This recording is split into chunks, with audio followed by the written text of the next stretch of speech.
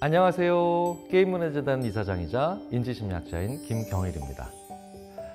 유치원 어린이집에서 아이들을 돌보고 계신 선생님들께, 그리고 또 우리의 소중한 미래 인재들의 부모님들께 게임과 관련된 여러 가지 중요한 이야기들과 정보를 제공해드리는 이런 소중한 순간에 자리를 할 수 있게 돼서 굉장히 지금 뿌듯하면서도 그리고 책임감을 느끼는데요.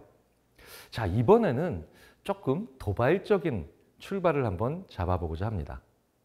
제가 늘 말씀드리듯이 어떤 행위에 피드백이 붙으면 그건 게임이죠. 그런데 그 피드백을 빼버리면 그다음부터는 지리한 노동입니다. 우리가 삽을 가지고 계속해서 노동을 한다는 거. 지난 수천 년 동안 우리 인류에게 지리한 노동이었겠죠. 그런데 제가 이렇게 지리하고 힘든 삽을 가지고 하는 이런 이른바 삽질을 센서 2개만 붙여서 어떤 기업에서 무한반복 게임으로 만든 적이 있습니다. 자, 그 회사에서 제가 피드백이라는 게 무엇인가를 이해시켜 드리기 위해서 센서 하나를 삽에 붙였고요. 그리고 스마트폰과 연동시켰어요. 그래서 그 회사의 직원 수백 분이 각자 자기의 삽으로 이렇게 한번 탁 첫 삽을 펐더니 갑자기 자기의 스마트폰에 뾰롱 하고 벽돌이 생깁니다. 이거 봐라! 라고 하면서 혹시나 하는 마음으로 어떤 분이 자기 삽으로 또 3번 삽질을 했죠. 그랬더니 스마트폰에서 정말 뾰롱 뾰롱 뾰롱 하고 그만큼 또 벽돌이 3개가 쌓입니다. 아무 이유 없이 벽돌 500개쯤 쌓아보고 싶은 생각이 들더라고요. 그래서 그분들은 계속해서 삽질을 합니다. 그런데 그 벽돌이 다 쌓여가서 500개쯤 됐을 때 이제는 지쳤죠. 그런데 이때 갑자기 500개가 넘어가니까 미션 클리어 하면서 벽돌의 색깔이 다른 색깔로 바뀌었습니다. 사실 이런 말도 안 되는 변화인데 왠지 자꾸 더 해보고 싶은 생각이 들죠. 저는 심지어 2번째 센서도 붙였어요. 이 2번째 센서 때문에 이 삽 프로젝트에 참여하고 있는 그 회사 직원 300분은 이제 공통으로 실시간 랭킹 시스템 안에 들어가더군요. 그래서 이분들은 이제 저 실시간 랭킹에서 한 등이라도 더 올리기 위해서 이제 밤새 그 지리했던 노동 삽질을 무한반복합니다. 사실 우리가 10년 전에 열심히 했던 애니판도 비슷한 로직이었습니다. 스코어와 실시간 랭킹이라고 하는 아주 간단한 2가지의 피드백을 붙였는데 정말이지 사람들은 열심히 하더라는 거죠. 자, 이렇게 행위 자체를만 놓고 즐겁다, 즐겁지 않다 이렇게 구분되는 게 아닙니다. 그 행위에 얼만큼 했고 얼마나 했는가를 계속해서 보여주는 피드백이 제공되면 그러면 이제 그건 게임이라고 불릴 수 있는 거고요. 그리고 그 피드백이 이제 사라지게 되면 이제 그냥 노동이 돼버리는 겁니다. 그래서 세상에 어떤 게임도 스코어를 지우거나 아니면 랭킹이 제공되던 걸 없애버리면 하지 않게 되는 거죠. 자, 이건 정말 중요한 변화를 의미합니다. 우리가 이런 말을 많이 하죠. 교육의 시대에서 학습의 시대로의 전환이 이루어지고 있다. 자, 이것도 피드백과 굉장히 밀접한 관련이 있습니다. 일단 교육과 학습의 차이를 한번 알아볼까요? 교육은 영어로 education이라고 하죠. 그런데 학습은 learning이라고 합니다. 자, 그런데 교육, 즉 education은 주로 어떤 측면을 많이 강조하고 있을까요? 아는 사람이 모르는 쪽에게 알려주고 그리고 주입하는 것이 핵심이죠. 학교에서 선생님이 학생에게, 그리고 가정에서 부모님이 자기 자식에게, 그리고 직장에서 직장 상사나 선배가 후배나 부하 직원에게 그들이 모르고 있던 걸 알려주고 그리고 일깨워주는 겁니다.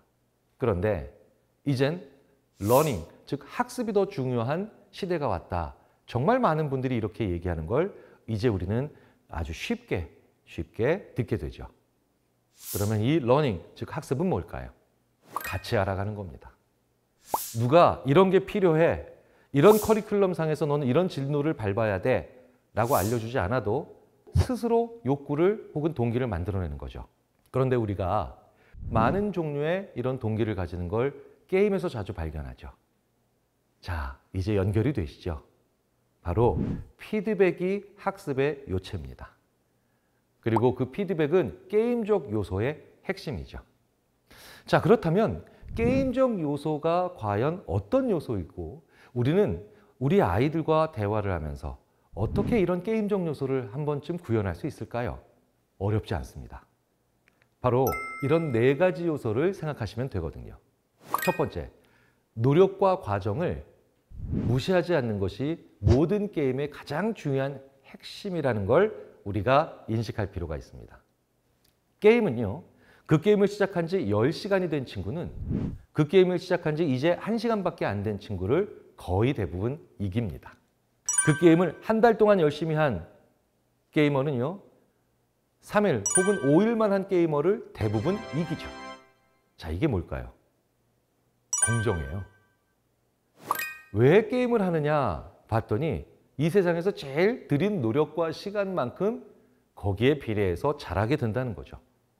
즉, 재능으로 하는 게 아니라는 겁니다. 자, 그래서 이런 21세기 사회에 디지털 디바이스로 그리고 모바일 플랫폼에서 게임을 많이 해본 세대일수록 점점 더 내가 들인 노력과 그리고 시간을 무시하지 않고 반영해서 내가 비록 게임에서 져도 보여주는 그런 게임 리포트가 많은 거죠. 제가 어떤 게임을 했는데 저는 분명히 그 게임에서 졌어요. 그런데 저는 그 게임을 하고 난 다음에 졌음에도 불구하고 제가 상대편 진지를 몇 개를 잡았는지 그리고 우리 편 탱크를 얼마나 앞으로 전진시켰는지 그런 걸 다 보여줍니다. 졌는데 왜 그렇게 굳이 그런 걸 보여줄까요? 바로 내가 들인 노력과 시간을 무시하지 않는다는 느낌을 가지게 만들기 위해서죠. 게임은 그렇게 하는데 우리의 선생님들과 부모님들께서도 그렇게 하셔야 되지 않을까요? 그런데 우리는 종종 오히려 반대로 그걸 무시하는 그런 언행을 합니다. 예를 들자면 이렇게 얘기하는 거예요. 일주일이나 공부했는데 성적이 그거밖에 안 나와? 열흘이나 이 책을 읽었는데 아직도 모르겠어?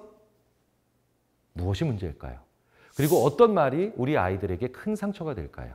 성적이 그거밖에 안 나와? 이해를 그거밖에 못하겠어? 오히려 그 말보다 더 안 좋은 건 일주일이나 공부했는데 열흘이나 공부했는데 열흘이나 읽었는데 바로 그게 미진한 결과와 합쳐져 버린 게 문제인 거예요. 이 둘을 분리해 보시는 건 어떨까요? 어렵지 않죠? 이렇게 얘기해 보시는 거예요. 와, 열흘이나 이 책을 읽었다고? 와, 열흘이나 이 책을 읽었으니까 정말 훌륭해. 그런데 아직 이해를 못하는 게 좀 있네. 그건 좀 더 알아가 봐야 되겠다. 이러면 아이가 어떻게 생각할까요? 2주일을 공부해 봐야 되겠구나라는 생각을 할 가능성이 올라갈 가능성이 크겠죠. 자, 게임에서 우리가 한 수 배울 수 있습니다. 오히려 과정과 노력을 비난하거나 무시하지 않는 걸 게임에서 우리는 종종 찾아볼 수 있으니까요. 두 번째, 게임은요, 못해도 상처 안 받습니다. 왜일까요? 나의 본 캐릭터가 아니니까요. 자, 그렇다면 실제 우리 아이들과의 대화에서 이렇게 인격을 제대로 보호하고 그리고 그 사람의 실체에 칭찬하고 그 다음에 실체가 아닌 것에 가장 중요한 본질적 캐릭터가 아닌 것에 질책해서 이 둘을 분리해 보는 건 어떨까요? 실제로 카라얀과 같은 세계적인 지휘자는 연주가 마음에 들면 이름을 불렀다고 합니다. 그리고 그렇게 칭찬했대요. 그런데 연주가 마음에 안 들면 바로 질책했지만 악기에다가 뭐라고 했다고 합니다. 저는 이걸 한번 응용해 봤습니다. 저의 첫째 딸이 시원인데 사춘기 때 그래도 가끔씩 이쁜 짓을 하거나 분명히 바람직한 행동을 하면 저는 진심으로 아이 이름을 불렀습니다. 시원아, 너 진짜 이렇게 학교 갔다 와서 힘든데도 엄마의 설거지를 도와줘서 아빠의 마음이 더 시원해. 라고 하면서 아이의 진짜 이름을 불러줬죠. 그런데 이 아이가 뭔가 꾸중을 들어야 될 때, 제가 질책을 해야 될 때는 아이 이름을 빼줬습니다. 저는 이렇게 얘기했어요. 어이, 땡땡 중학교 3학년 2반 17번. 그렇게 사시면 안 되지. 만약에 거기에다가 이름을 넣어봤으면 어떻게 됐을까요? 아이는 많이 상처받았겠죠. 게임에서 오히려 배우는 두 번째 포인트, 즉 피드백적 요소. 이건 그 사람이 정말 잘해서 칭찬해주고 나의 덕담을 들려줄 땐 그 사람의 가장 소중한 이름을 부르시는 겁니다. 그리고 그 아이가 무언가 잘못을 해서 질책을 받아야 된다면 잠시 이름은 빼주시고 그 아이의 다른 캐릭터의 부가적인 혹은 부차적인 캐릭터에 한번 해주시는 건 어떨까요? 아이는 이제 그 메시지의 준엄함이나 냉정함은 들을 수 있지만 자아는 상처받지 않는 그런 게임적인 이점을 가지게 될 수 있을 겁니다. 세 번째, 게임은 되게 재밌게도 모르고 맞춰도 점수를 줍니다. 노란색 별표가 지나갈 때마다 내가 맞추면 15점을 받는 게임이 있다고 한번 가정해 볼게요.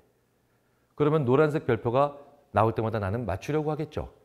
그리고 내가 버튼을 통해서 맞추면 15점을 받습니다. 그런데요, 게임은 종종 이런 일이 있다는 거예요. 모르고 맞췄어요. 아무 생각 없이 맞췄습니다.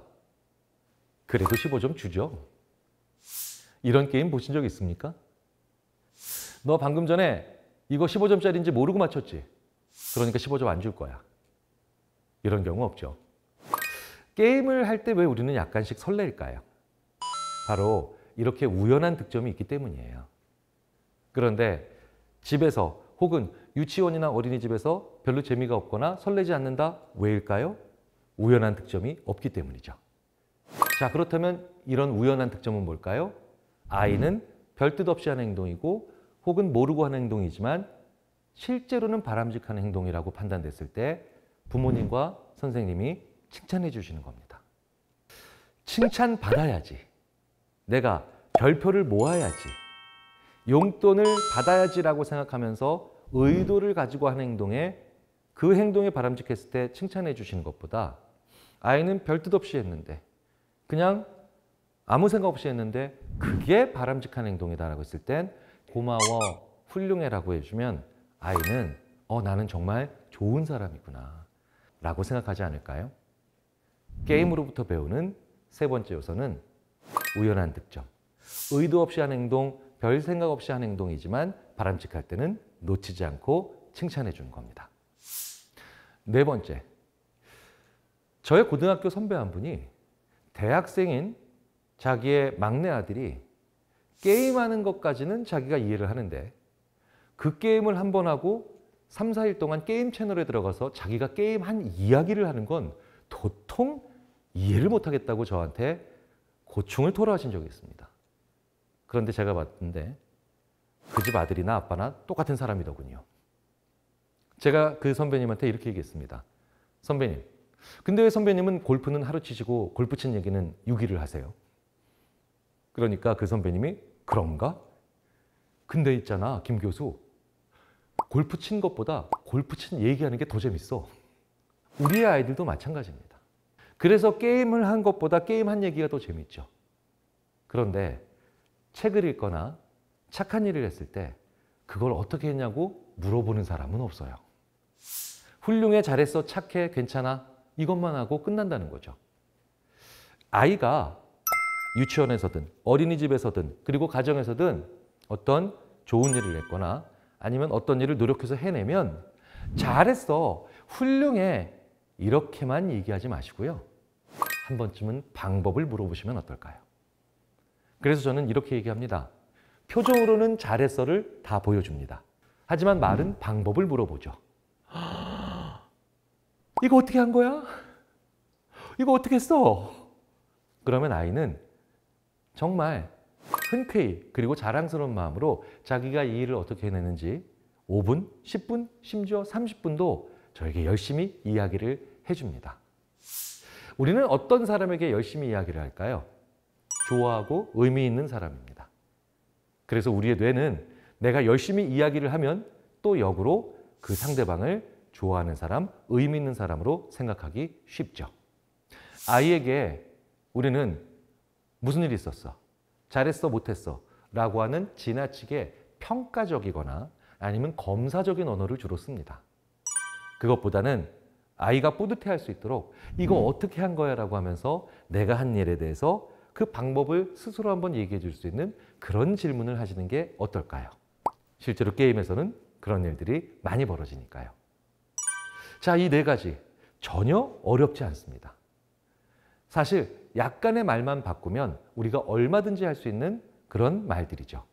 이런 것들이 오로지 게임 속에서만 이루어진다는 거 너무 아쉽겠죠.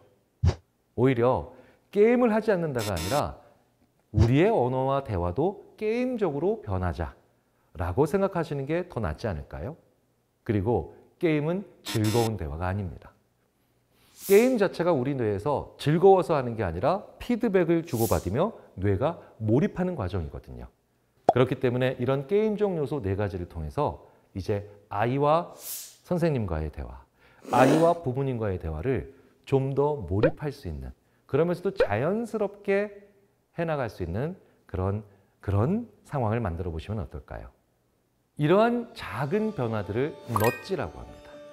넛지는 엄청나게 큰 의지를 가지고 하는 일들이 아니라 이런 살짝의 변화가 큰 결과를 만들어내는 것들에 대한 통찰들이죠. 이런 네 가지의 작은 변화가 정말 중요한 넛지가 돼서 우리와 아이들과의 대화를 훨씬 더 풍성하게 만들어 줄 수 있을 거라고 인지심리학자들은 믿고 있죠. 그리고 이 이야기를 게임문화재단 이사장이자 인지심리학자인 저 김경일이 지금까지 말씀드렸습니다. 끝까지 경청해 주셔서 감사합니다.